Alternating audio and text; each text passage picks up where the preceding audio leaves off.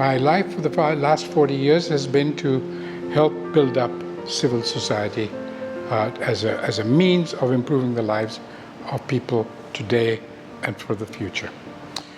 My name is Ashok Khosla. I work here in Development Alternatives. I've been working here since 40 years when we started.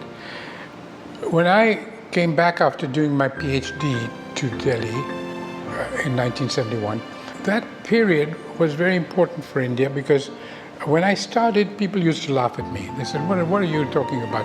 Our problems are very different. We don't have any pollution. In fact, people would say we need more pollution. The original vision that led me into, and my colleagues into, setting up Development Alternatives was really a sense of outrage that there should be so many poor people in our country and so much destruction of the environment on which they live. So we set up a social enterprise, one which was both driven by social objectives, but was also working in the marketplace so that it would bring business principles to bear on our problems. And that's basically what we set up in 1982, 40 years ago. Since then, a large part of our work in dealing with young people is, number one, helping them prepare to get jobs. Number two, to be able to understand how important it is to preserve the health of the environment.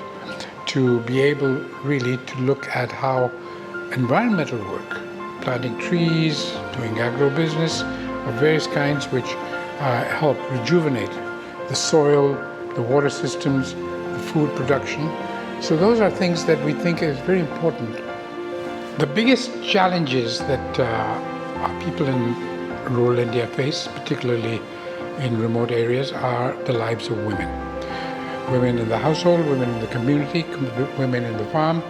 All of them basically are totally exploited. They don't have any say in what kind of life they have. And it seems to me that the number one priority for any government, for any society like that, is to change their status.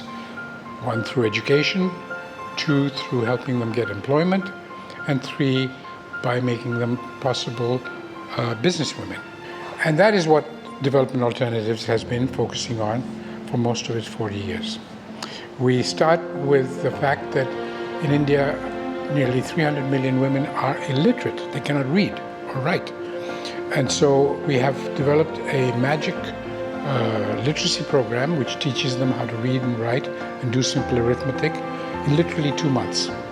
And with that, you can start thinking about other things like educating your children, like going out to get a job which pays well, and like getting further skills, even to become a businesswoman. We've taught more than 250,000 women how to read and write. If we were to be able to get a little support, we could create literally millions of jobs. And see, the important thing for any entity to understand is that you can't do it all alone. Almost all our programs are in partnership with local voluntary organizations, NGOs, community-based organizations, local governments, even local businesses.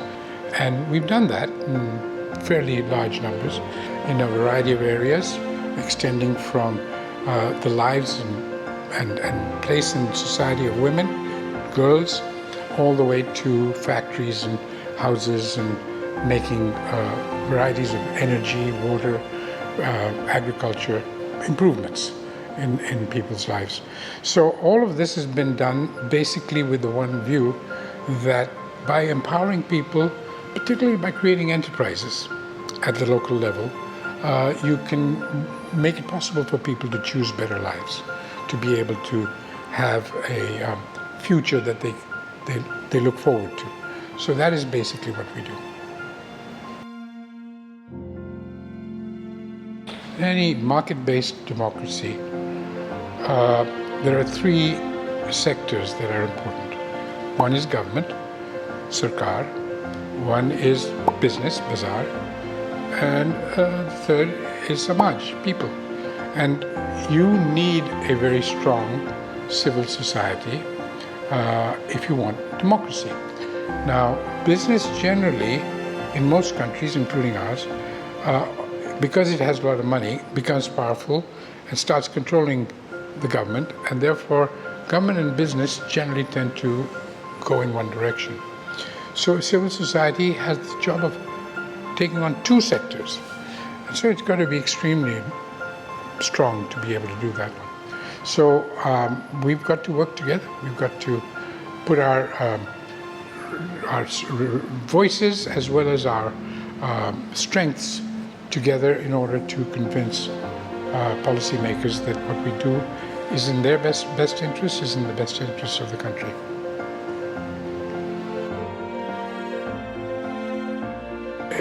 It's easy to think of what a good future for India would be. It's a future where every single citizen has a decent life, has hope and dreams that will get fulfilled, has a job, has a reasonable income, has access to education and health care that he or she is entitled to. So it seems to me that's not very hard. The question is, how do we bring about a change in mindset among all our people that taking care of your environment, taking care of the resources that your future generations will need, that is something that we're going to have to work on. So I'm sorry, I don't understand how people think when they say there's no need for sustainability. What does that mean?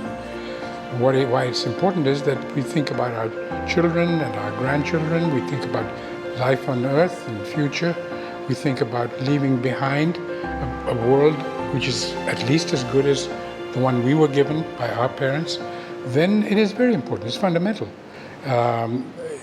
Without that, there is no future.